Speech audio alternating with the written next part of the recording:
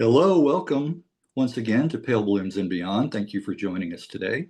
If you do like the programming you see here and the musicians and artists that I visit with, please be sure and hit the like button and also subscribe to the channel.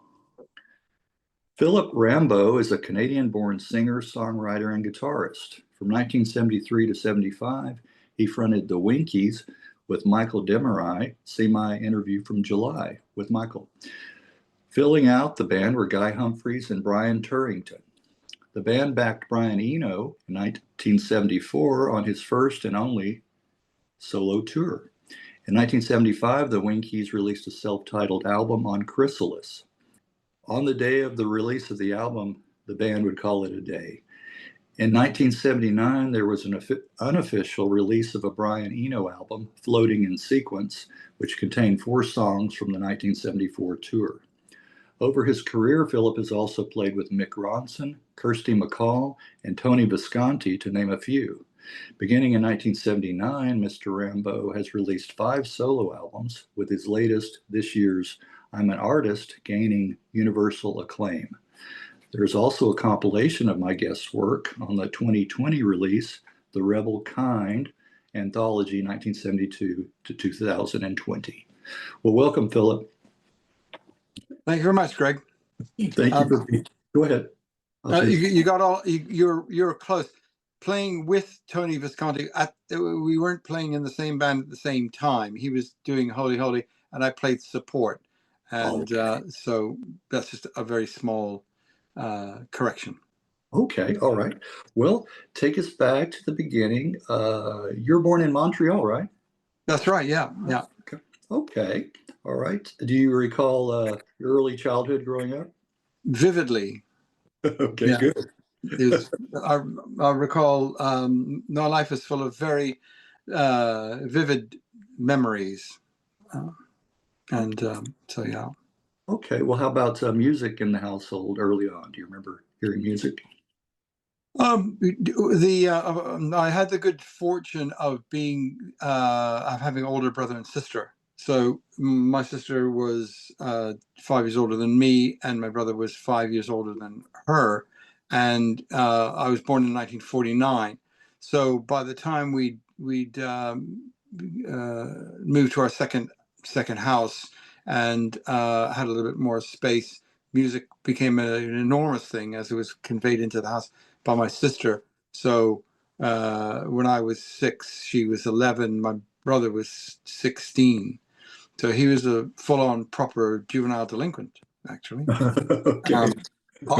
Before and aided and abetted by all the music of the time. So, yeah, I mean, very specifically, aside from radio memories, the specific, explosion of music in my consciousness started with the pre-hype and the early appearances of Elvis Presley on the television.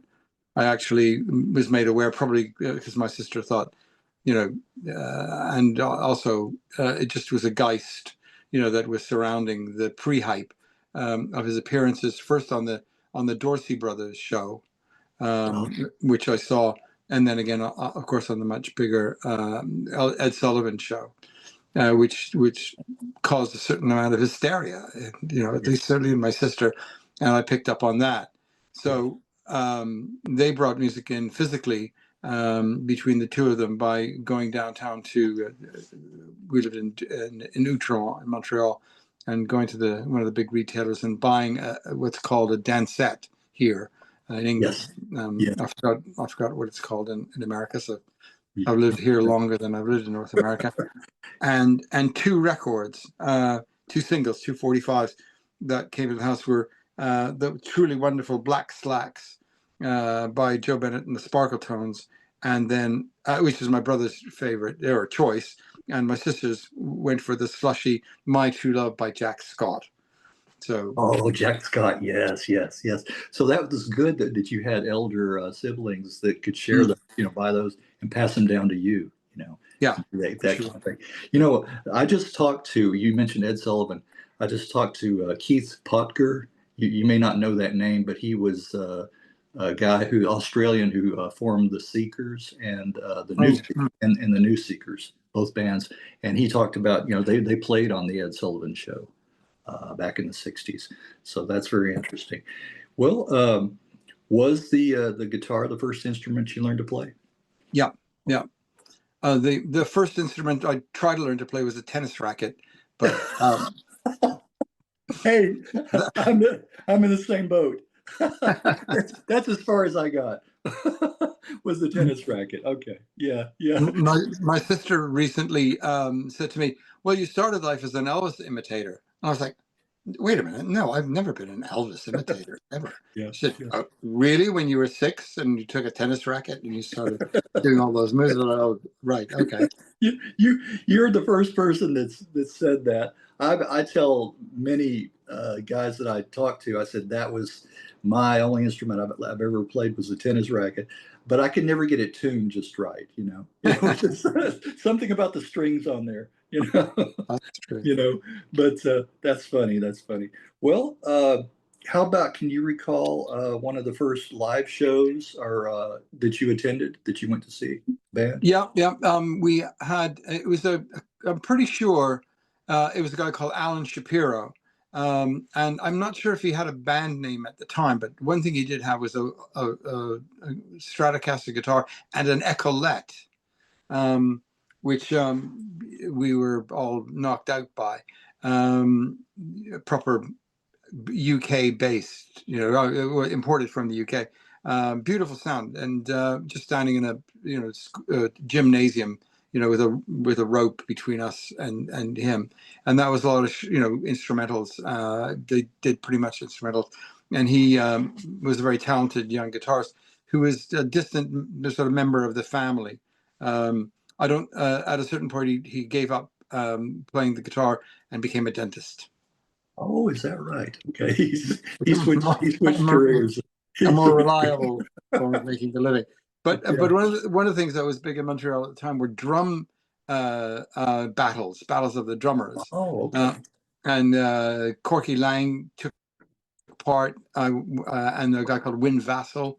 And you go up the road, actually, to an elementary school, which was on a Sunday afternoon, and you listen to records, and then there'd be 2 sets of drums, and these guys would, and a couple of musicians, but it was all about the solos, and that was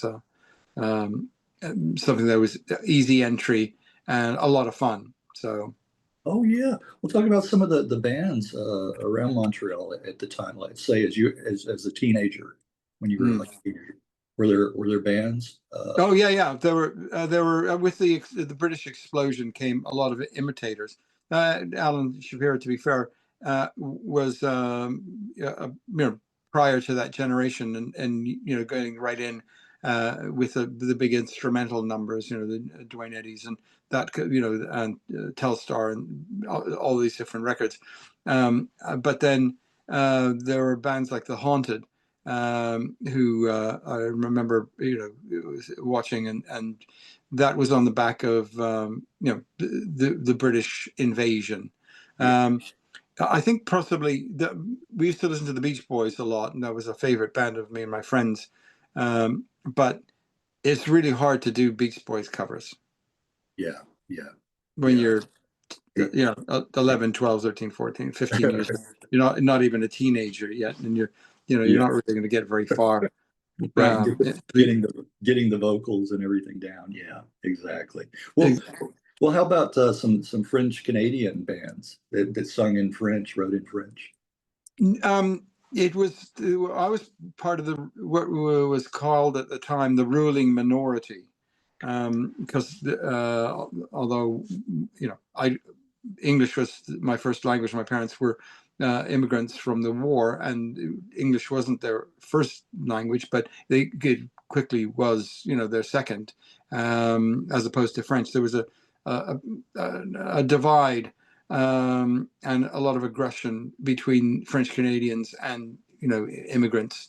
Certainly my brother literally felt the hard edge of that, and so culturally I think probably I'd have to go up to to when I got to uni and started going to the bass string and listening to Kate and Anna McGarrigle, Oh, who were very big on doing original versions of and cover versions of their own songs in French. So, but as far as learning French songs, again, the big star at the time was Robert Charlebois, who was a world class talent and had international hits, and he sang in French. Actually, there was an interesting interview with Frank Zappa. Frank Zappa interviewed Robert Charlebois because he knew how great he was, and he's a brilliant musician, songwriter, etc. But in that interview, Frank said to Robert, he said, "Robert, you'd get more people to listen to you if you were singing in Latin than if you were singing in French." French. That's yeah, that's interesting because I've reached out to a few French Canadian bands members that were in the like 60s, late 60s, 70s, and I haven't heard anything back from any of them. And I think it's not because of the language barrier, because I think most of them speak English as well, you know. But I Sure. think there's a certain amount of a pride, I think, with a lot of those that they sung in French, they wrote in French, and it's the same kind of thing that I've run into with. There's a guy that was from Wales that was in a band in the late 60s, and they sung only in Welsh, you Yeah. know. And I listened Mm. to music, and it was kind of like West Coast Americana. Yeah. And I said, really good music. I said, why didn't you record and do some songs in English? And he said, well, we were just going for that niche, only Welsh. I said, well, I think you Mm. would have attracted more fans if you would have done some in English. But he didn't see it that way, But so, interesting. That's it. Certainly, those cultures, they don't. I mean, they share a lot in terms of being minorities Yeah. and being, in difficult situations. But French, in terms of French Canadian music at that time, it was folk music. So if you Yeah. wanted to listen to folk music, you'd be listening to fiddlers and people, doing tap stuff along to fiddle playing, and that was also, you'd see people like that, there'd be guests or of Kate and Anna would have French Canadian people, but they weren't making pop music and they weren't making pop records. If you're a French Canadian, you wanted to make pop music and pop records, you want to be, you'd form a band like Mahogany Rush. you Yeah. know you'd, Right. you'd learn to play blistering, loud guitar, Yeah. which if you think about it, it sort of expresses the frustration of being, a majority culture and being Right. treated like second class citizens. And that set up, being that way for hundreds of years. Right. Right. Well, yeah, I reached out to Frank Marino. I did reach out to him, Yeah, and great. and he said he would do a phone interview, I believe. Don't quote me on Mm, that, but we didn't get together anyway. mm, Well, mm. we'll talk about some other. Go ahead. You were going to say Oh no, something? I was just, I met him at some when I bought my first electric guitar. I can't remember how I wound up in somebody's bedroom with him, looking, sharing guitars and talking about,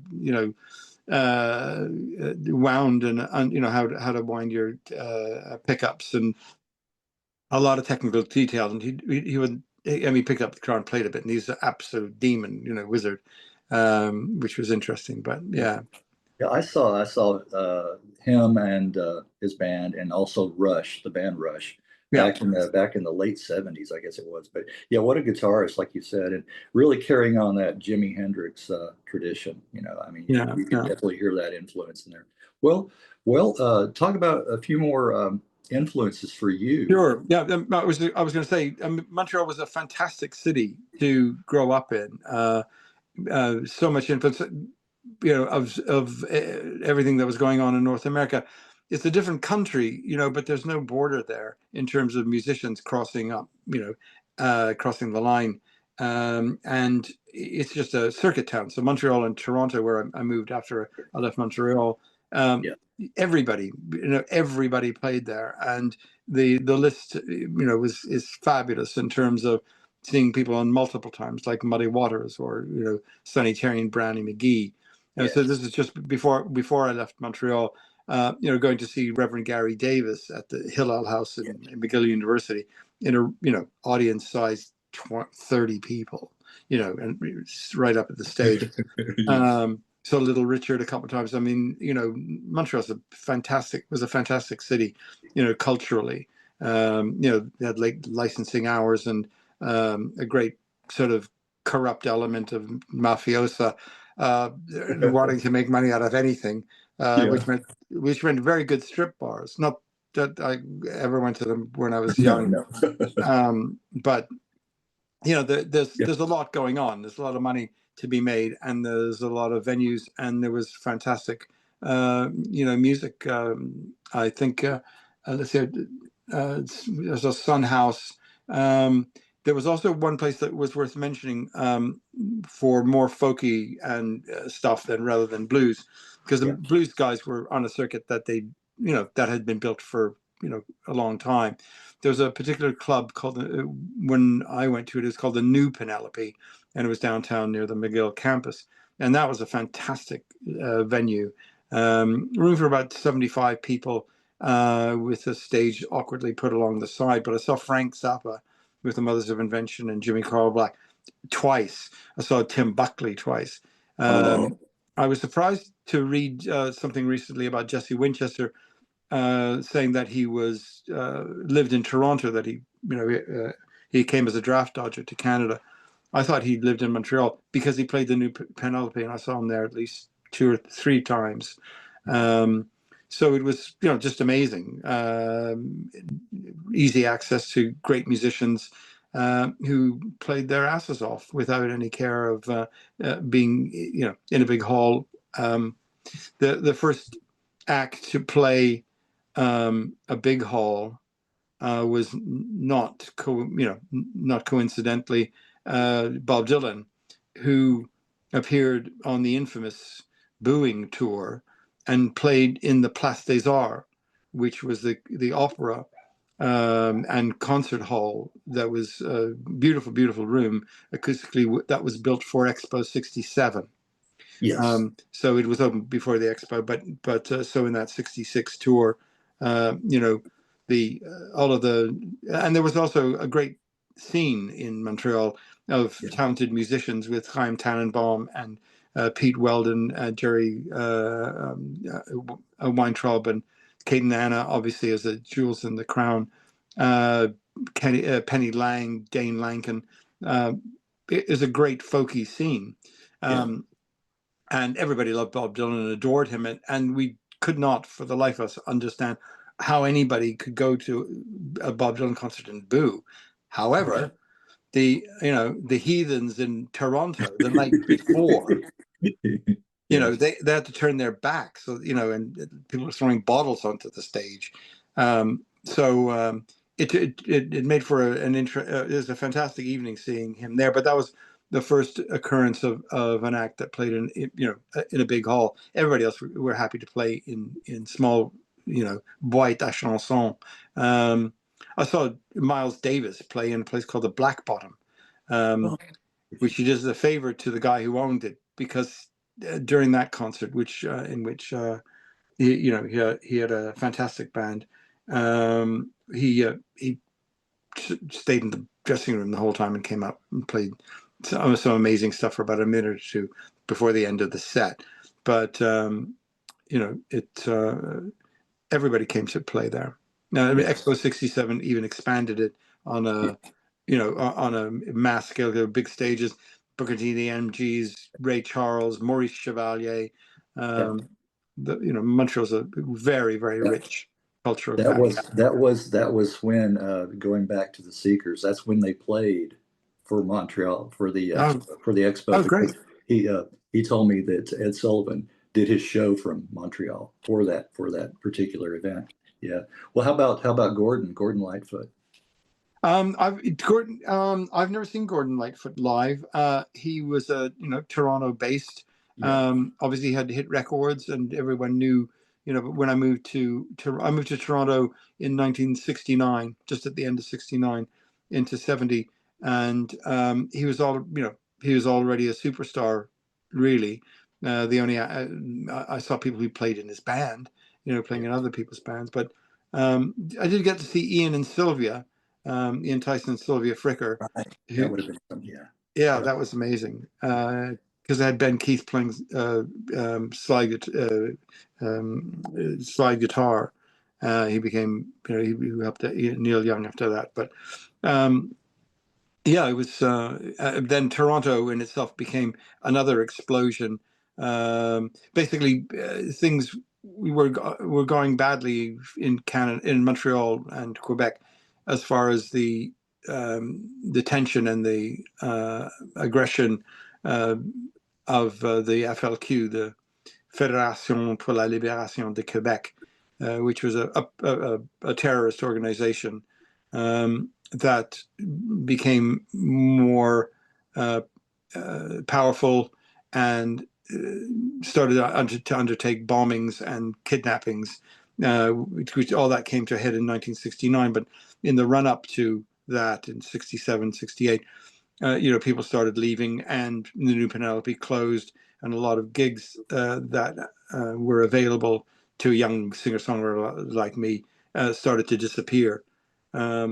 So that prompted my move after I finished at university to Toronto, and Toronto was also fantastic in terms of having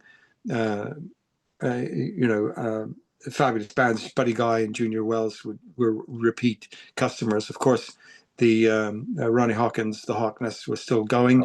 I saw Ronnie Hawkins and the Hawks there, and just tons and tons of great acts. So El Macombo was going. Saw Fats Domino there, and Sam and Dave. Yeah, just brilliant. You were absorbing all that R&B, music, at that time. Yeah. Well, what was your first band, the Missing Links? Yeah, that was back in Montreal. That was a high school band. Okay, that was a high school band. Okay. It was kind of funny because my good friend at the time, he was in the other band. That we obviously your whole lives in grade 10 in Montreal, when you're how old are you? 14. Involved making a choice between being a Beatles fan or a Rolling Stones fan. Yeah. And Right. I didn't really need to make a choice. It's just the guys that I got together with were a little bit more adept and more into harmony, and the Missing Links were a kind of Beatles band. We did Beatles covers, and but my best friend Cordy Clifford, he joined the Teddy Boys, and they did Rolling Stones numbers. And for some crazy reason, every time I see the Teddy Boys play, I think I wish I was in the Teddy Boys. I think I like them more than the Missing Links. Probably because it's easier to have an impact playing Rolling Stones numbers like Satisfaction than actually getting your head around playing all the chords and the harmonies again, of the Beatles tunes. So right. Teddy Boys were a better band than the Missing Links. I hate to admit it. Right. Yeah, I think later on a lot of the garage bands would emulate the Stones. That was a little easier to play. Yeah. Well, you moved to New York in 1970 and tried to get a recording contract to no avail. It didn't. No, I moved to Toronto in 1970, 69, 70. Okay. New York is a place that was in my life from a very early age. Okay. Montreal is, Montreal was the farm team for the Los Angeles Dodgers, or the Brooklyn Dodgers. Sorry, the Brooklyn Dodgers at the time, and that was that mentality of being like the second city that feeds the big smoke. New York demands so much space in people's, imaginations and in their minds. I used to watch, Friday. What was it?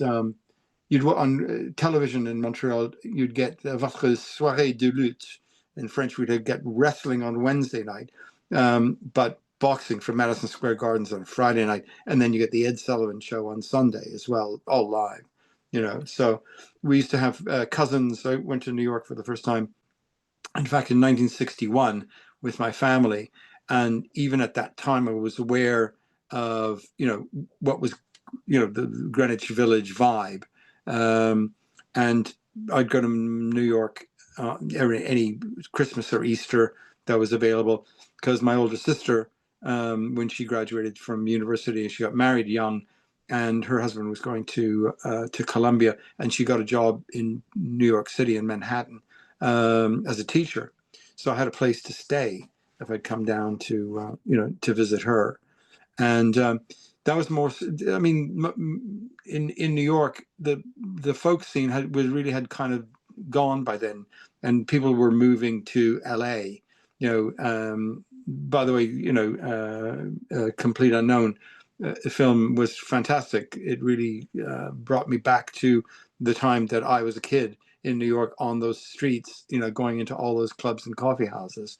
The atmosphere that they created really reflected just how exciting and dangerous it was, but also open and innovative. So, great acts that I've seen. I saw the Fugs. I saw, I go to poetry readings down in the Lower East Side, and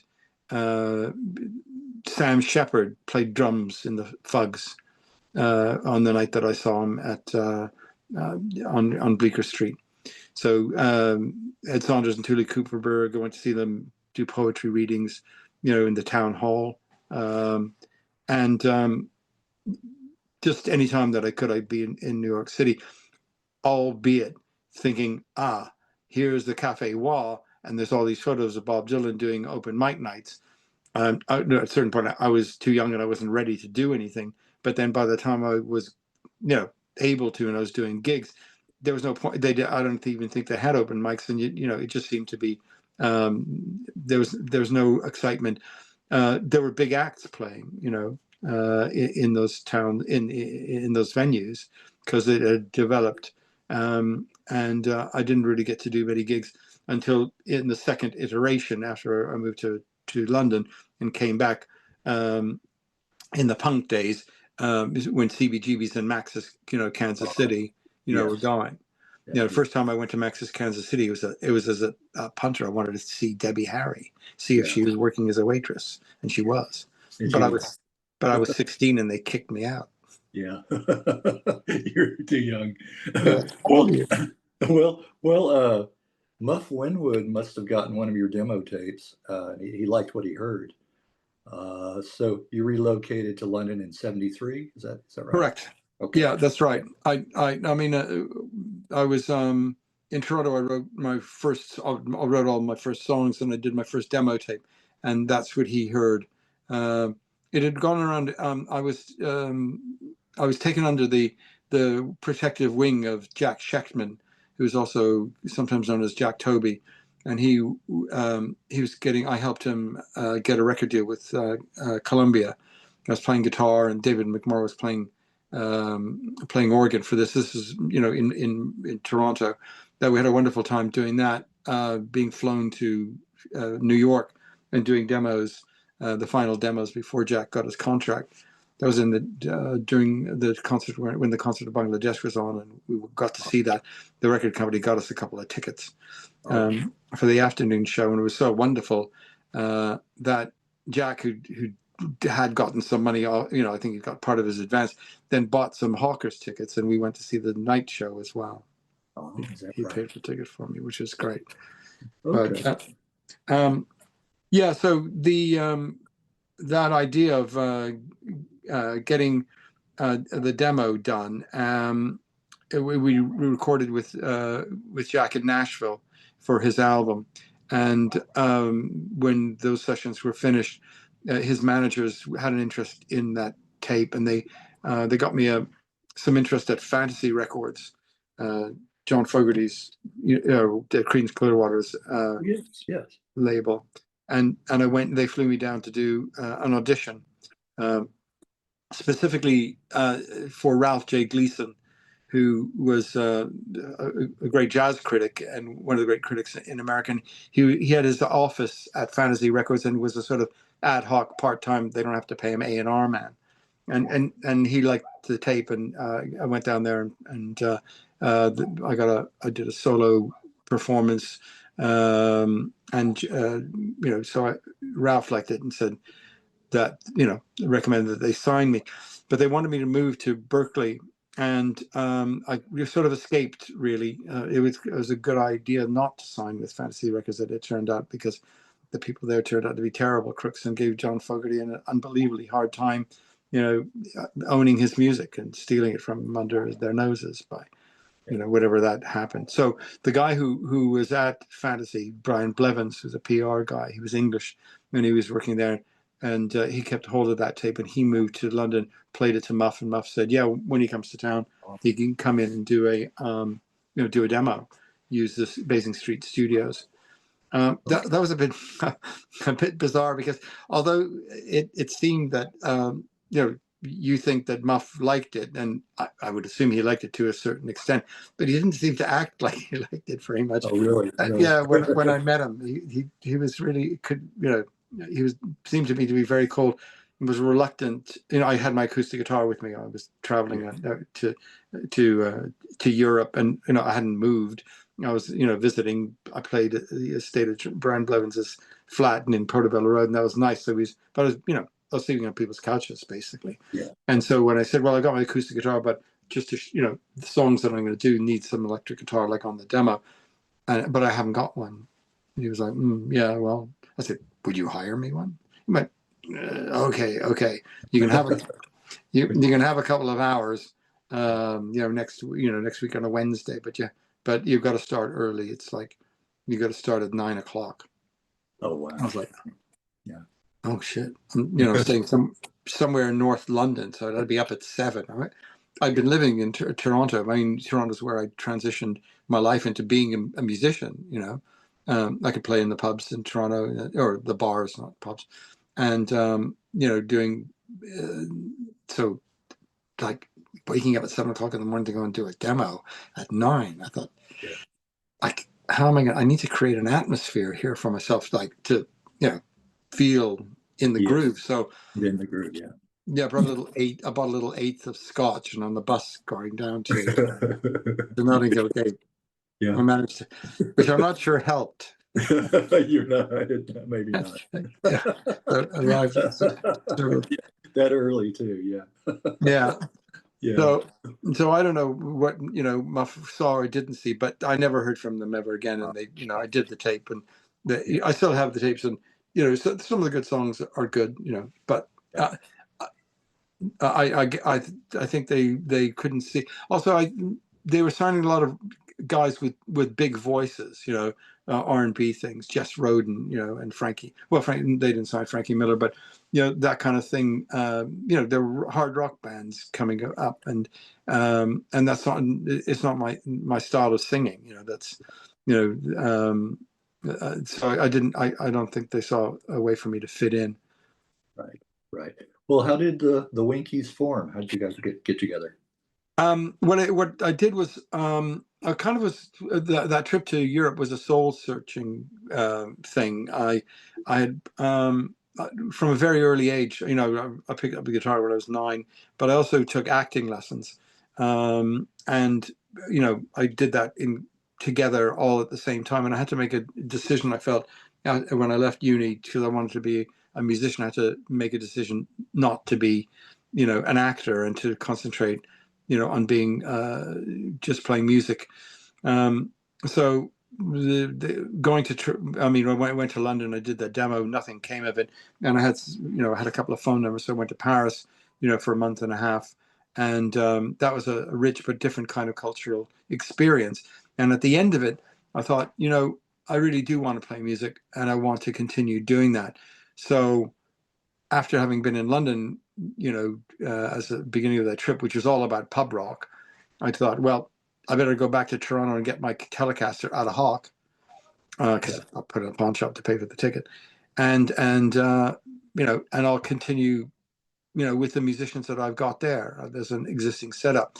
But when I got back to Toronto, I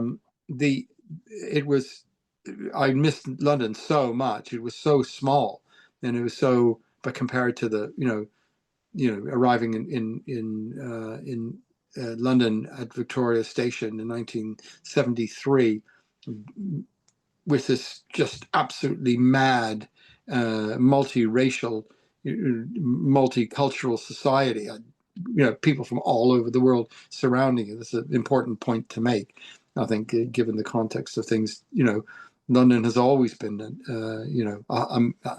not a melting pot, but certainly, exciting just to be there. So I sold I stupidly, in order to get back to London, which I thought I needed to do, because I'd met some friends, and there was, I wanted to play rock and roll. I didn't want to be a folkie, and I wanted to learn how to do that. I had my Telecaster, I had a little amp, and I had my Martin D18 guitar, which I sacrificed in order to get a ticket back to London. That was a dumb mistake. Was it? Yeah. Well, I had there was a mentor at A Space Gallery where I used to hang out in Toronto, and he was a patron of A Space, and I went to see him. I said, would you front me the money to get a ticket back to London, because I really want to live there? And he, when he sort of said, yeah, of course. And I said, look, I've got a Martin D18 and I can sell it for what I bought it for, I'm sure. And I'll leave it with a friend, and they'll sell it and give you the money back. He said, you don't have to do that. But I did, because it was then, as I was older, he really didn't need the money. That would have been a sweet guitar to have. Well, how'd you meet the guys that would form the Winkies? How'd you guys... I was in one of the pubs that I used to go to in Kensington, of all the many pub rock pubs that were going, and I just happened to go in there one night, and Ducks Deluxe were playing. And I could, was watching Martin Belmont play the guitar, that beautiful blue Strat, which he still has now. Yeah. And at halftime, I said, hey man, I really love you playing. It's really fantastic. Are you, a fan of? I can't remember whose name I dropped. Probably James Burton, I think. And he said, yeah, I love James Burton. And we was talking about James Burton and Robbie Robertson and Telecaster playing and all that kind of stuff. And I said, I've got my guitar here. I can't remember why I had it there. I said, could I come up and jam with you? And he went, I'll go and ask Shane, Sean. And so he came back and he said, not tonight. We're not prepared, but and the stage is too small. We're playing, in Islington at the, at a bigger venue. Come next week, on Thursday, and bring your guitar and you can do a couple of numbers. And so I did, and went where we played, That's All Right, Mama, and Mystery Train, or a couple of things that everybody knew. I played guitar and sang, and when I got off the stage and went to the bar, this very tall, and what I now learned to be cultured Englishman came over and said, "Oh, I say, that was quite good. What are you doing? Here, can I buy you a drink?" Actually, so yeah, I said, "You can buy me a drink for sure." Anyway, that was Paul Kennerly, and he'd been in a band with Guy Humphries and Mick Desmarais, and somebody else, Nicky Fry, I think. They were called Holy Roller. And he said, I've been in a band, and they've just broken up. Your guitar, I like your guitar playing. He said, and you sing. Do you have a bass? Do you know a bass player? I said, yeah, I do. Actually, I met a bass player that I'm doing, duos and working men's clubs, which I was doing. So I had already started working. And he said, well, because I've got a lead guitarist and drummer, I'm looking for a rhythm guitarist, singer, and bass player. I said, well, that's us. He said, well, if you want to get together with my friends and, and if you hit it off, I've got a new job working for a brewery, and my job is to book pubs around, England, that will get, and I'll get you work right away, all over the country. I was like, okay, let's go. Yeah. Well, yeah. Before you continue, you'll have to watch my interview with Martin Belmont. Yeah. I'll send you the link so you don't have to scroll through and find it. But yeah, last year, July last year is when I talked to him. You have to watch that as well. Yeah, I like all that pub rock. Yeah, I like the Brinsley Schwartz is another one I talked to. And, sure. And more recently, do you remember the Fabulous Poodles? Yeah, sure. Yeah, I was watching that with. Oh, you were watching that one. Okay. Yeah. Bobby Valentina. Bobby Valentina. Yeah. Yeah. I watched. I was watching it last night, and my wife pointed out that we'd done some gigs. The after everything in the 80s, we formed up what we call a pickup band, because it's kind of like in the early 70s, everyone got together and everyone was in a band, right? All the musicians, pub rock was big, and all the bands broke up. Yeah. Right, all of them except for Dr. Feelgood and I'll remember in a minute. But and then everybody reformed into other bands. Oh yeah, so basically nobody made it from the pub rock scene. You know, Richard Williams said was going to happen because none of us were educated as musicians. But you know, so everybody broke up and then got into a band that made it. You know.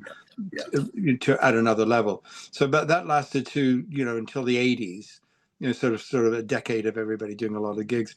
And then everything kind of stopped because music changed, and, you know, it was the new romantics, and, you know, that's not for pub rock guys or rock guys like me. But we all had time on our hands, and me and Paul Riley on bass, and originally Willie Wilson played drums in the Tex Pistols, but we formed a pickup band that, you know, had 3 rules only. Number 1, we'd always get paid. Number 2, we never rehearsed. And number 3, we only played songs, you know, in the 70s. You know, 80s is probably a little bit too early. So just all classic, you know, first generation country and music. And Martin Belmont played guitar, and Bob Loveday played fiddle. When we get a bit of budget, we'd have Geraint Watkins on keyboards as well. He was part-time, so we did a lot of that kind of stuff in the 80s. And my relationship with Martin continued when I sort of revived all of my music making in 2013, 2014. So most times, if you see it come to a Philip Rambow show, Martin Belmont playing guitar. We're still bandmates. You're still bandmates. Well, talk about Brian Eno. How did he become interested in the Winkies? He had left Roxy Music. He'd recorded an album with Robert Fripp on guitar, and his first solo album, and he wanted to go on tour on his own. And Robert Fripp wasn't available, didn't want it. He was in King Crimson, and so he needed some musicians to play. And the pub rock scene was impossible to ignore. We were everyone was in the newspaper, in the press, and just one day, just before Christmas in 1974. I mean, we were, you know, in the press, and we were kind of a hot band, and our manager Paul Kennedy was talking to record companies and stuff like that. So things were happening, and one day he showed up at one of our gigs just before Christmas. He came in with Judy Nylon, extraordinarily, you know, gorgeous woman with a fantastic sort of aura about her. So everyone noticed, you know, Eno and Judy, you know, in the audience. And at halftime, Paul Kennedy came in and said, you know, he's here because he's looking for a band to back him, you know, on a tour. And you know, at that point with the Winkies, I was kind of a bit bored with R&B numbers, and, you know, we were writing original material, but, you know, the set was, you know, and we were playing this, we were sort of stuck in a rut before getting a record deal. And I, you know, I could see that, you know, Eno was, you know, not so much a musician as a conceptual artist working in music and other media. And I liked that, and that was good. A guy wasn't that, you know, interested. It was a bit of like, you know, we're the Winkies, and that's what we're doing. That's all I really want to do.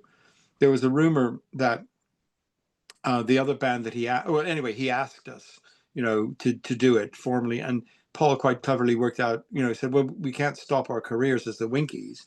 So in a meeting that I wasn't at, it was decided that that the Winkies would play support for Eno and the Winkies.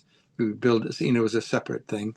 And we didn't matter. It was really a hoot. One of Eno's friends was Carol McNichol, who turned out to be one of England's great potters, but she was an all-round seamstress, and, you know, she made costumes for us in black and white, like individual, for us. And so the idea is we would, do the opening set and then change clothes and come on and do, the final set with him. And so that solution to the problem of, our career and what we were doing, it seemed like a no-brainer. So we did a lot of radio shows, John Peel and Tony Wilson sessions. Oh yeah, you did some Peel session, yeah. Four Yeah. songs from the played by the band Eno were on that. Yeah, and we recorded a two-sided single with Brian, Jody's Julian on, and sang backing harmonies. The Lion Sleeps Tonight, and one of his the cover version, A Wing Away, and Running Up the Hill Backwards, or Baby's on Fire. Oh yeah, Baby's on. Yeah, that's one of my favorites. Yeah, I like that. So we were, at Island Studios, and we recorded those, and they came out as a single, and Brian and Eno, had management, and he was in a made it band. So the tour was arranged. He was on. A couple of things happened at the time that he was really annoyed about. Number one, he thought that Island Records wasn't promoting him as much as he would deserve. And I don't know whether that was true or not. They did. I think he was probably right about that. But one of the things that happened was, which was annoying from our record company's point of view, because during that time we signed to Chrysalis Records, and the first time we went into the studio to record with a producer, Brian, said he'd produce us, and we did a track called "Last Chance," which we worked on and thought it was a really good number. He liked it. He played piano. It was the Winkies as we were at that time, and as we evolved. And we just did the track, and I never heard anything from the record company ever again about it. Years later, I had to go to the A&R man's office and go, "Have you got a copy of Last Chance? I'd really like it." And he gave me a quarter-inch. But it just was kind of this weird, we love you guys. We think you're great. You put in the studio, do all this stuff, and then not a word. Just that's weird. That's odd. Yeah, but that's happened in a lot of bands over the years. That kind of thing. Sure, yeah. It's a thing. It's weird. It's the syndrome of, I've got people who get to positions of power, or they're in gatekeepers positions, and they may start from wherever they start from, usually social secretaries, organizing gigs at university. A lot of people get jobs in record companies, and it's kind of, if you get signed to a record deal, you kind of think they must like me. Yeah. They must think that there's something. But there's this English thing about never saying anything. People are afraid to say anything. One of the great phrases in America is "no" is a positive response. Yeah, right.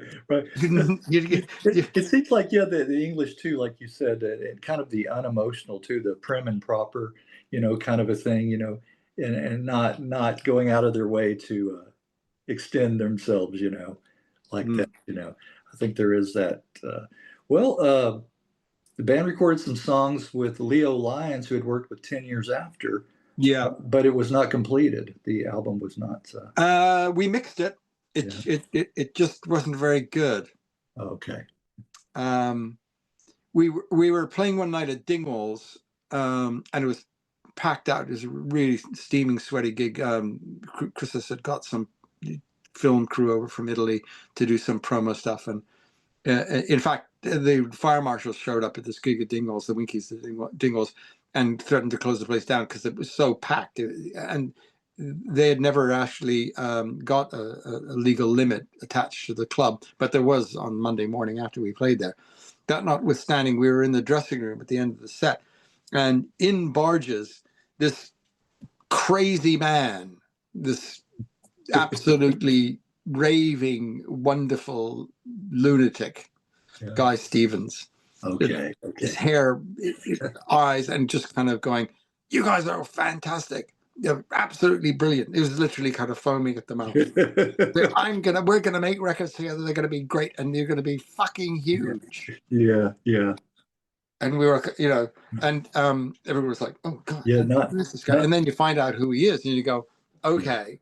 But yeah. when it came time to making the record, I think that the people at Chrysalis thought we were, a very valuable property, and that they didn't trust Guy, with to in the studio with us. They thought he was crazy. I mean, he was, but the managing director took me and Guy and Paul out to lunch and said, "Look, we'd like to put forward Leo Lyons, 10 years after it just broken up, and we'd like you to produce, him to produce you." And I was like, has he produced anybody ever before? And they said no, but and I was like, and there's this kind of cockiness about that we had developed, was just like, that doesn't bother us. We know what we're doing. We're gonna knock it dead, and we'll be fine. So, and also the MD said, if you use him, we're going to spend a lot of money on promoting your record. Yeah. So, we did, and just nothing was really right. We didn't do any pre-production with Leo. We were just in the studio and we did stuff, and it was flat and it was wrong. It was, there was a couple of good tracks, but it wasn't very good. They gave it to the critic at the of the Times music critic, Miles Palmer, to listen to what we done. This is in 74, in the summer of 74. And he listened to it and said, if you release this record, you're going to kill their career. Oh, is that right? Okay. He knew something. Yeah. So somebody went with their tail between their legs to Guy Stevens to say, look, we made a terrible mistake. Will you consider? He said, yeah, of course. I think they're going to be great. He said, well, and they said, well, you got a limited budget. I think we spent 25 grand on the what never got released. And I think Chris said, can you do a record, with 10 grand? And Guy was like, yeah, of course we could. They're great playing live. We're going to do everything live at the same time, few overdubs. And so we went to Olympic Studios with a wonderful engineer, Keith Harwood, who tragically died. He was going to be one of the great engineers. He just finished doing Houses of the Holy with Led Zeppelin. So we had a great studio, small little studio, and we did all the tracks with live vocals. We do one or two overdubs, and then so that was the album that we did. And just by the way, the next album that Guy Stevens produced, which was at Chrysalis Studios at Wessex, was London Calling with the Clash. Yeah. So Guy was one of the great spirits in English music. He was just so passionate. So yeah, we finished the album, and by the time all of that got sorted out, in terms of obviously people may or may not know that Eno and the Winkies was the beginning of that year in 74, and Eno never finished the tour because his lung collapsed. So that was truncated in the relationship, obviously. Also, he hated being a lead singer star on stage. He never did it again, as you pointed out. It was his only tour. He just thought, good thing to do, stay with, but it was not for him. And so that was, fell down. Then we were doing gigs, waiting for the record to come out. You need to, you have a forward inertia and you keep it going. But then when we finished the record, that was going to be the Guy Stevens album. That was September 74, at the end of the year. And we said, right, you're going to get this out. And they went, no, can't put it out now. It's a Christmas season. It's going to get lost. So I was like, really? So when are you going to put it out? And they go, well, in the new year. And they scheduled it for February the 14th, 1975. And it was just a really desolate kind of time. I remember going to do it. We could get gigs, but going to the same place again. I remember somebody coming up to us, and it wasn't very full, and it was a really dull gig, and it didn't happen. Somebody said, "What are you guys doing here?" And I said, "What do you mean? Like we're doing a gig?" He said, "Yeah, but you were here 3 months ago." I said, Yeah. "Well, yeah, so you should be playing somewhere bigger, the second time, not the same place." I was like, okay, he's got a point. And so during that dull time off between finishing the record in September, and this is again one of the things I'm sure that you've heard many, many times, that idea of musicians don't understand all of the logistics that go into making releases and having to get everything right and put everything together. I mean, Right. musicians today, I learned it when I had my own record company. I know why at record companies they're always like, because there's always stuff today, right? Yeah. So Sure. all you are as a musician is Yeah. going. We did an album. It's really great. We need to go out and promote it, and we have to wait from Yeah. from September to February. Right. Right. And that turned out to be Yeah. too long a stretch for Guy.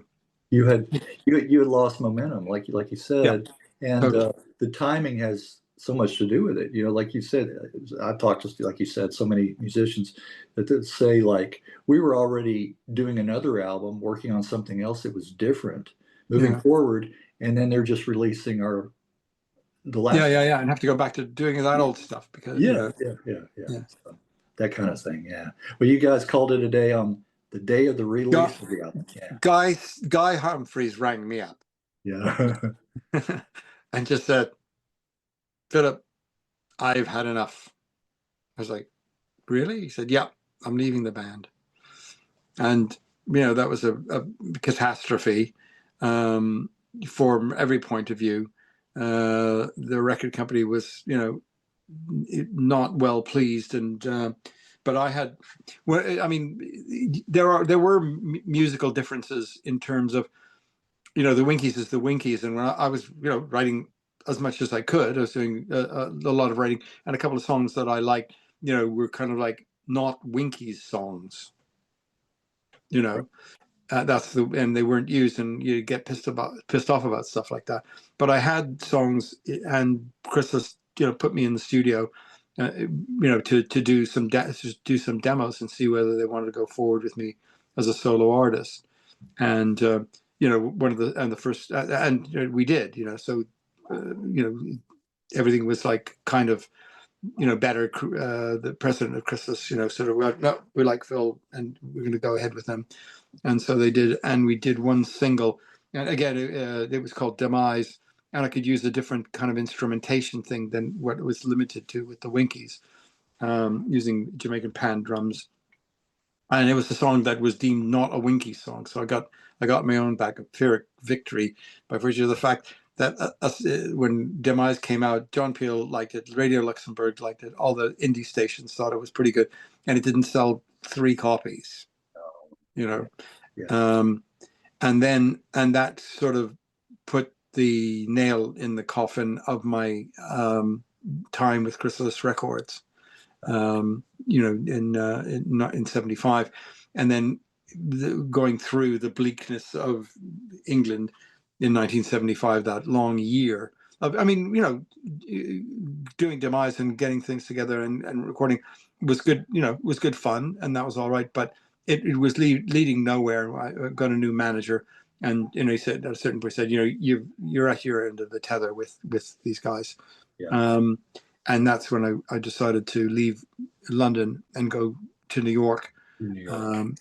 because the pub rock scene had run its course. Everyone was signed, everyone was doing stuff, and the only thing that sounded interesting was the punk scene in New York, which I always used to take the Village Voice occasionally, wherever I lived, and I could see, wow, this is happening. The Winkies are over. Yeah. So you would form your own band, Philip Rambow Band.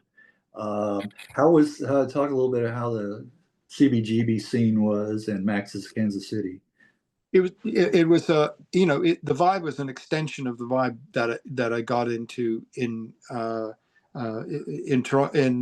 London when I first got there. So it was kind of like pub rock, because that's where you were playing. I mean, the first gig I went to, when I got to New York. So in just the beginning of '76, where I was staying, it turned out that it was right opposite the offices of Chrysalis Music and Records.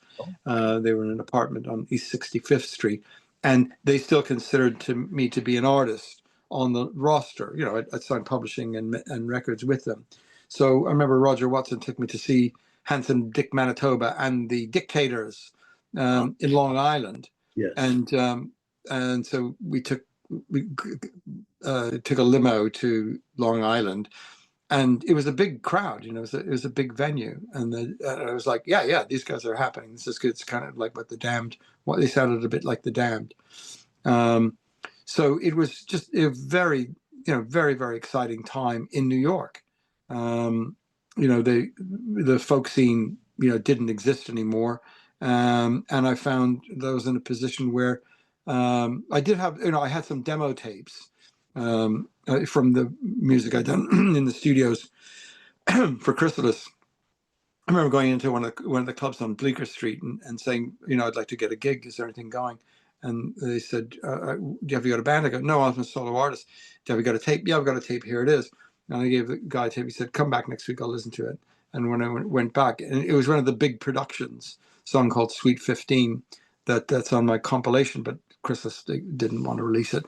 Anyway, I came back to see the guy, and he said, well, if you can put that sound on my stage, you can have a gig. But as a solo artist, forget it.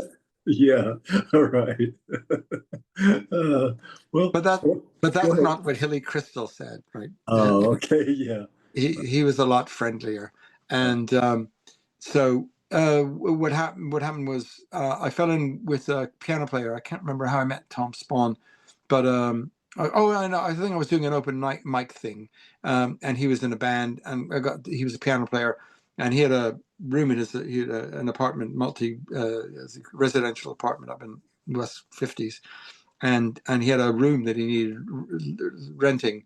So I moved in with Tom, and I got introduced to his musicians, and he had like studio facility at home. He had piano. So we had a really cool scene. So there I was sitting, with Tom and doing more demos. And so when it came time for, I was doing solo stuff on my own. I played support for television at CBGB's because, Hilly was looking after me. And I played, again, I did a support, I did a solo thing at Max's Kansas City. The television, it was fun meeting Tom Verlaine backstage. He's not a very fun guy, but I enjoyed the idea of going, oh, hello, Verlaine, I'm Rambow. Yeah. kind of weird his head a little bit. He changed his name too, It's like, yes, he did. Yeah, right. So so I was asked to do Max's Kansas City Volume 2, the compilation album. Right. The first one had come out, and I have a copy of the first one. I have a copy of the Volume 1. Yeah, there's a double album that was released with a lot of other artists, and who were on the first one, because the Volume 2 was apparently some people got death threats because it was so non-punk, and they put my track on at the beginning, Night Out, and it's not punk either, So it was a kind of difficult second album for Max's Kansas City as a business, but certainly got some attention from me. Gigging, being in a band, the Phil Rambow band, on that track, waiting for it to come out, I lost. I was washing dishes at Uptown and Downtown. I had two jobs in order to pay the rent, and I had to do some extra work for Night Out, some extra overdubs, and I had to call in, at work and say, I can't come in tomorrow. I'm recording. It's really important. And they went, you know what? Don't bother coming back. So I went in and did that and finished it. And then I got a phone call from my A&R man in London, Chris Briggs, and he said, Rambow, everything that you're into is happening here now. You know, you're still on the label. You know, I can send you a plane ticket. Got a great bass player who's Dave Cochran. That, you know, I said, yeah, I know Dave. He's around. We'll get you some rehearsal, you know, rehearsal room, and you know, see how it goes. I thought, well, okay, you know, I'm waiting around for whatever for Mexican City to come out, and so that was, you know, I flew over, and sure enough, everything started happening here. Back in New York, I wasn't there when the record came out, and it was getting, you know, massive amounts of play on WNEW and the sort of indie, you know, radio stations. So Night Out was getting good play, and when I was, but you know, I was in London. I was making contacts with everybody that I knew, which is easy to do, and there was a whole setup for me. Chris Briggs introduced me to Peter Jenner and Andrew King from Black Hill, you know, Music, and they became my managers. And then they also invited Chris Thomas, the producer, to come along and see me play, and he was, you know, signed up, you know, to do some work. So all of that was happening quite quickly, and the people in Talk about how you met Mick Ronson. When the band that I got together with was Dave Cochran and Blair Cunningham, and we had a three-piece. And Dave knew Maggie Ronson really well, and said, you know, she's got a partner, and there's two girl voices, you know, Della and Maggie could you know, do backing vocals. I said, yeah, that's great, let's do that. So they joined the band as backing singers, and just one day Maggie said, oh, our Michael is just, you know, coming back to London, you know, after having been on the Bob Dylan tour for almost 2 years, and she said, he asked me if there was any good songwriters, young songwriters around. I said, yeah, you know, I'm working with Phil Rambow, and she said, you know, do you mind if he said he wants to come and see us play, you know, come to rehearsal. I was like, Yeah. you don't have to ask. Yeah, right, exactly. That would be brilliant, of course. Yeah, bring it on. Yeah, tell them to come on down. So we were rehearsing. We had some gigs lined up, and there was a knock on the door, and sure enough, there's Mick with his guitar and his Mesa Boogie amp. With his amp too. Guitar case. And you know, he walks in and goes, "Where can I plug in?" Yeah. And I was like, "Oh, you want to plug in and play?" He said, "Yeah, sure." What do you think I was going to do? I said, "Well, I thought you might want to listen first, see if we're any good." Yeah. And he said, "No, I'll plug in. Let's just play." And so it was just so easy. You know, he's such a great musician, and he just said, you know, and then Maggie told me, he said Mick wants to join the band. He wants to do the gigs. He wants to, you know. I was like, wow, amazing. You know. Yeah, I had a question. You mentioned Blair Cunningham. Is Yeah. that the same guy that played with Haircut 100? Yeah, after our band broke up, that was his first gig, actually. He also played live with Sade at the same time, and with Paul McCartney. I mean, Blair's one of the great drummers from an incredible family of percussionists. His eldest brother tragically was in the Bar Keys and died with Otis Redding. But their mother, Blair's mother, was the sort of doyenne of Memphis-based percussionists, and in fact, she died not so long ago, and her funeral was attended by literally every great musician in North America. Wow. Okay. And Blair's the youngest kid. Nice to hear that background about artists like that. The backstories. I like to hear that. Well, you recorded some demos with Mick, and that helped you secure a solo contract. And your first album, Shooting Gallery, came out in what, 79? Yeah. And unfortunately, the things did not go smoothly again with the record label, because we were doing gigs, and Mick was in the band, and obviously it was like, there's some great press, kind of going, oh, whatever happened to Phil Rambow? Oh, he's back, and Mick Ronson has joined up, to help him out. So we were playing, sort of sold out venues, and we worked towards some recordings, which were arranged with Chris Thomas producing, and he chose Wessex Studios, with Bill Price. There's a lot, of history. I've been reading a wonderful book, by the way. I was gonna. Oh, good, good. Yeah, be sure. Yeah, plug that. Oh, okay. London Calling, New York, New York. Like Okay. Peter Goodbye. Silverstein, Bye. a Okay. work of genius. I just finished it. Oh, He was a pal of mine, and I hung out with him a bit just before he died. He had a cancer problem for the last 2 years of his life, and he wrote this extraordinary book yeah. while struggling, really struggling with cancer. But it's like a revelation in terms of stories and detail. It's a masterpiece. I mean, Wow. Chrysalis thinks it is, and it is. I just finished it. It's great. Okay. So that's I've gotten into a sidebar there. That's all right. You're talking about your first album.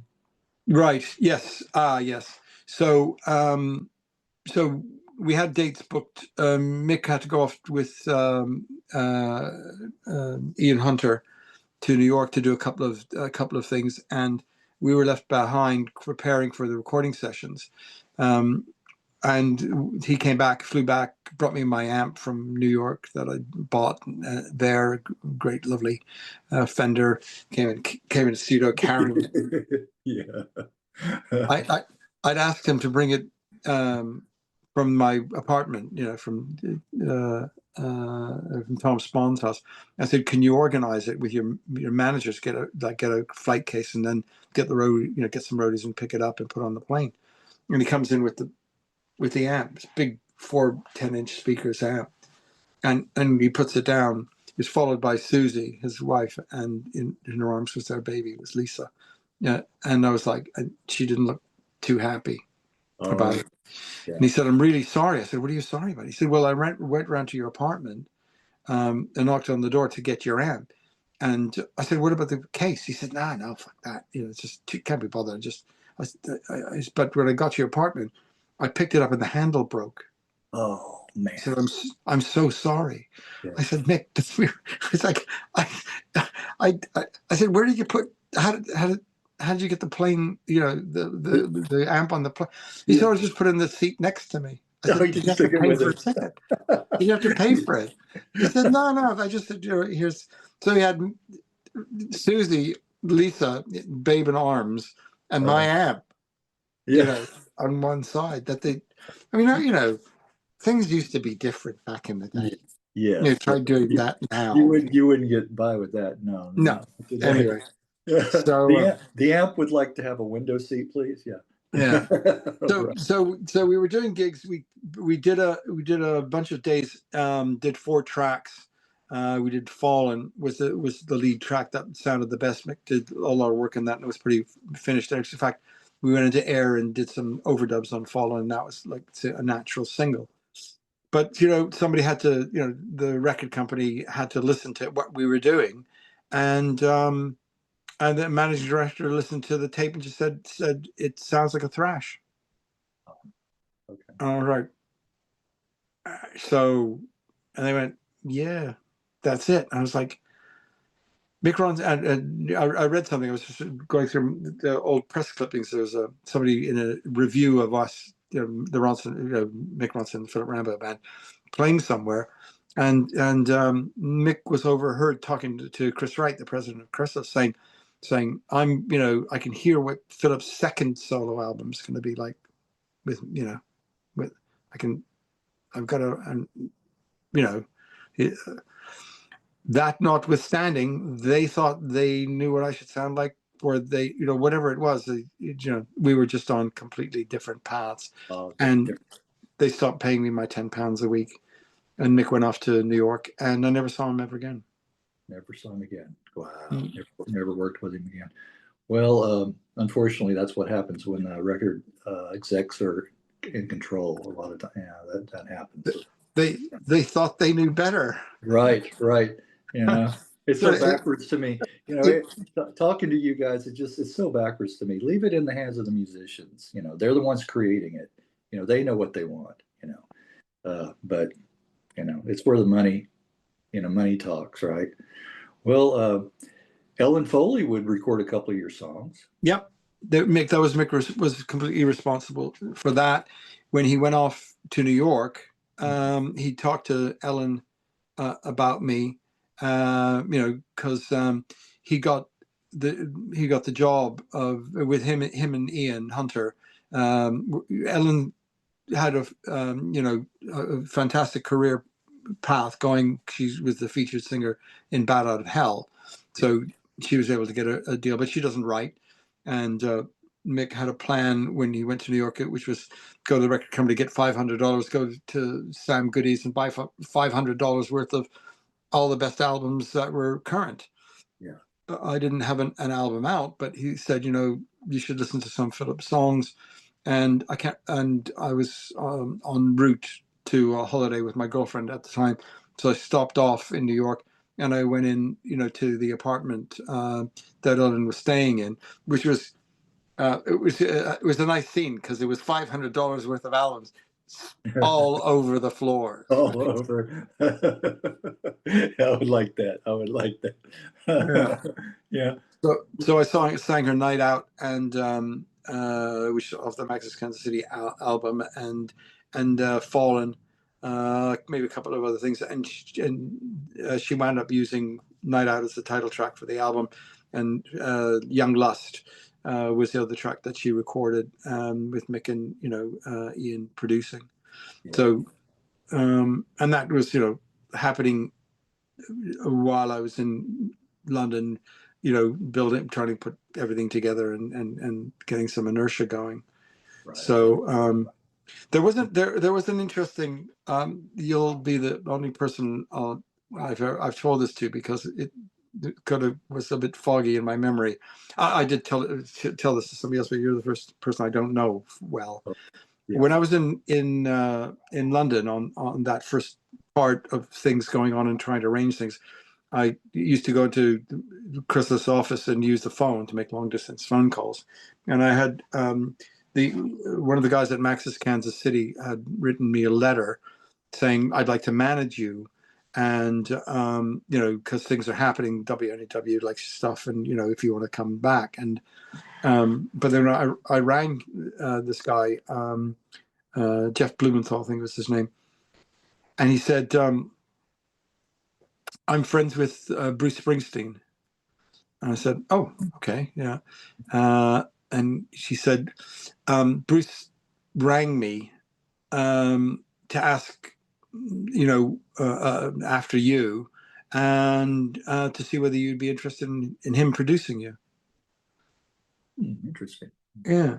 And I was in England doing all this stuff. I met Mick Ronson and Chris Thomas, and I was like, why would Bruce Springsteen want to produce me? And do I want to sound like Bruce Springsteen or whatever it was? Yeah, yeah. I was kind of like in that kind of artist's like, Yeah. I think it's called looking a gift horse in the mouth. Oh, okay, maybe. So I let that opportunity pass and never thought about it until I'm doing work with a really great talent, a man named Dave Barrett. And in fact, I've got a newly co-written single with him. He's just finished writing a musical called COVID the Musical. And one of the songs he asked me to help with is called Fafonomics, FAFO-nomics, and it's part of COVID. Oh, right. Current trend. So, but I just, I got to know Dave, over the last couple of years. In fact, he'd worked when he was a young boy. He'd helped me do demos for my second solo album. And then I didn't see him for 30 or 40 years. And then I met him. I said, I just happened to mention that story to him because I was just thinking about it. I said, so Dave, listen, there's that thing about Bruce Springsteen. I mean, does that sound weird to you? And he said, Yeah, that's a bit weird. I said, do you think I should have made a mistake there? He said, well, it may not have worked out musically, but it certainly would have put your music in the front of the eyeballs of many more people. Yeah. You ought to call Bruce today and ask him, hey, is that offer still on the table?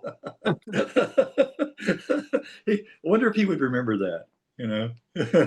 I did. Yeah. I wonder because it wasn't the. I did actually speak to him briefly, just by accident, on the phone. But that's another story. It has to do with his girlfriend at the time, and I'm going to keep that one for my memoir. Okay. All right. Well, you co-wrote the Kirsty MacColl hit. There's a guy who works down the chip shop, swears he's Elvis. That's one of my favorite songs of hers too, by the way. Oh, thank you. Yeah, and then you played on her album Desperate Character. I didn't play as much as I thought I was going to be honest. Okay. They, which I was a bit annoyed about, but they wanted to do a country version of Chip Shop and couldn't get it. So Baza rang me up and said, do you mind coming in? I go, why didn't you ask me at the beginning? You wouldn't have to waste time. I would have just done it. I wrote the song, I know where we're at. So I did it. I did some stuff on her album. Yeah. Well, years later, after tragically she passed away, you'd play at the tribute concert for her. Yeah, I did. It was it was a great sadness. I've had some very close people, friends die far too. I mean, just tragically. So Kirsty was just a extraordinary talent, and she was brilliant. I met her when she was just got signed to Stiff, and we palled around and had fun. And the first thing, she rang me up and gave me that line, and I came up with the chords and we wrote it together. Then we wrote some of the songs together, and I mean, part of being, part of being alive is how you deal with the traumas and difficulties that life throws at you. Yeah. And artists, have an extra string to their bow in terms of dealing with it. Is just taking, crappy experiences and making something that people enjoy listening to. Maybe other people suffering, that might be it. But no, I mean, seriously, but Kirsty certainly had an infinite talent of hanging out with the wrong men. So she made so many bad mistakes, during her life, but they all wound up. It was, You Broke My Heart in 17 Places, and Shepherd's Bush is one of them. Was the title of a Tracy Ullman album. It was also a single of Kirsty's, and that's just a fact. I know where that that's her bias. Yeah. But over a long period of time, she finally met a fantastic partner and fell in love, and then she died. Yeah. How fleeting, something like that can be. Right. When she finally had everything, came together. Yeah, it's like that. Wow. Well, your 81 album, Jungle Law, what were you pleased with that? It was an experimental album, and I wasn't happy with all of the production. But it's patchy to me. The Chris Thomas tracks don't. There's two that he produced, and then Laurie Latham did the rest, and it doesn't sit together. As smoothly as Shooting Gallery or my subsequent albums. Yeah. Well, this is very interesting. I want to hear a little bit about this. During the 80s, you worked as a private detective for a short time. How did you get into that work? In the early, on one of my first trips to New York, I met a painter named Alan Soul, and he was a really talented guy. He also died tragically young, but I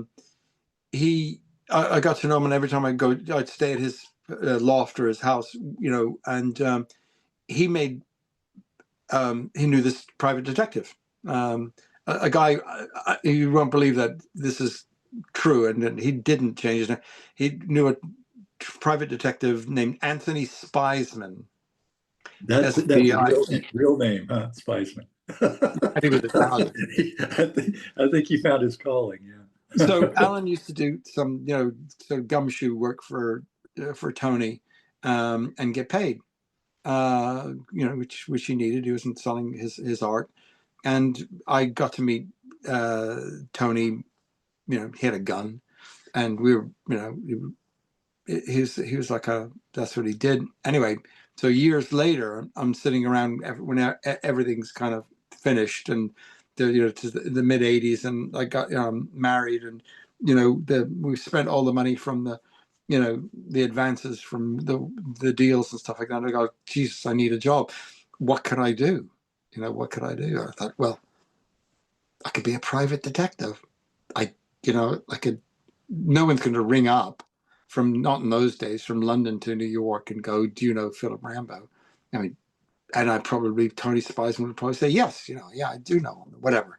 So I saw an ad for private detectives and signed up, and had some hilarious experiences based on the fact that the manager in the office that I was in, kind of, after I had to do a long tale of somebody who was accused of doing some ripping people off, and I lost him about 5 times in Manchester. The manager came up and said, Phil, everybody has problems. We've all lost people, trying to follow them. But 5 times? 5 times? Yeah. I said, is that really bad? He said, yeah, that's really bad. So yeah, I was the worst private detective. Were you? Okay. It wasn't a great career move, but I did get paid a salary for a couple of months. What's funny is that's what perked my eyes and ears up when I saw that, because I tell people doing these interviews, I think I might have missed my calling being a private eye, because I like tracking you guys down. I enjoy that part, and the research behind it. Yeah.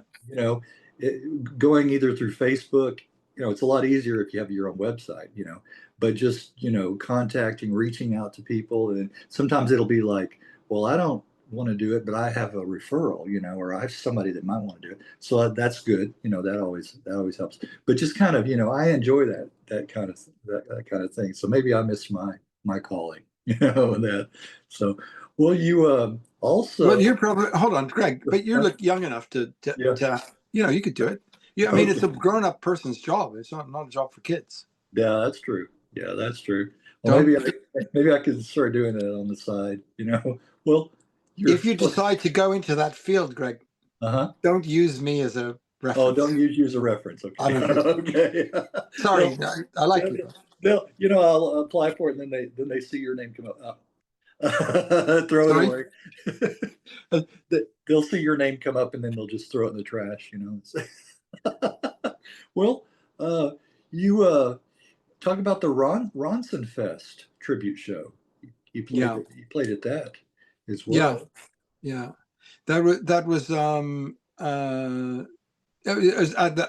open again. It's with somebody like Mick Ronson, just an extraordinary on every level, incredibly nice human being, generous, open-minded, creative beyond all belief, and then does things for people, and they all benefit from him being alive and knowing him. So he introduced me to Ellen Foley, those songs that she did, a really important part of my life, and as an indication,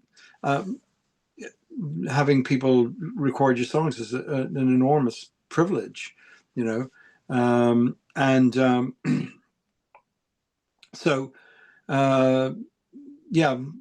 Mick, was again later, he wasn't even alive, and it just so happened that it was Maggie again, because I'm friends with Maggie, and she said, there's a Ronson Fest at the ICA, and you should come along and tell some stories about what Mick was really like. In fact, I did. She said, what's happening is Glenn Matlock is being introduced or interviewed. He's doing an interview with the guy who's organized the whole thing, a guy called Tom Wilcox. So what I'll suggest is that Tom give you the mic when after the interview with Glenn Matlock, And then you can ask, just say, do you tell a story about Mick. And so that's what I did, any questions from, and I get the microphone and, tell that story about the amplifier, right? Yeah. And at the end, Tom Waits comes up and goes, "Man, you were in New York in the 70s." So he said, "Yeah." We said, "Well, would you mind, like, I'm sorry, I can only pay you, £350, but can you play, in the bar area and tell stories about the 70s? Because you were there, right?" Because the next, one of the other events, they did an Iggy Fest and they did a Ronson Fest, and then they did a Blondie Fest. Right. Oh. So, is it, like, and so I went home to my wife and she said, "How did that go?" I said, "Brilliant. I met the guy who's organizing the whole thing, and he wants me to come and do a gig, and in which he's going to pay me to play and tell stories." Fresh ears. Yeah, there you go. Fresh ears. Yeah. You enjoyed that then. Yeah, no, it was great. No, Yeah. it's good. Yeah. Oh, and that led to me getting a support slot on the Holy Holy tour. That's where the Tony Visconti thing comes up. Yes. Yeah. Yes. So Tom was the impresario behind Holy Holy, and and again, the great things that happened there was going to rehearsal and meeting Malcolm Doherty and Paul Cuddiford at dress rehearsal. I went into this empty place, and there was Malcolm who was singing David Bowie in an accent that I shouldn't try to emulate. Said, "Hello, I'm David Bowie." And we became friends, and Malcolm and Paul have been really important people in my life, making music in the last 10 years. Oh, okay. Okay. Well, around that time, or maybe a little bit before your third album, Whatever Happened to Philip Rambow, Yep. 2014. And you know what that reminds me of? Chris Rea.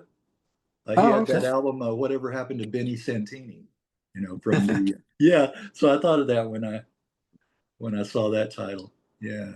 Well, that title was the benefit of that Malcolm's friend Rumer.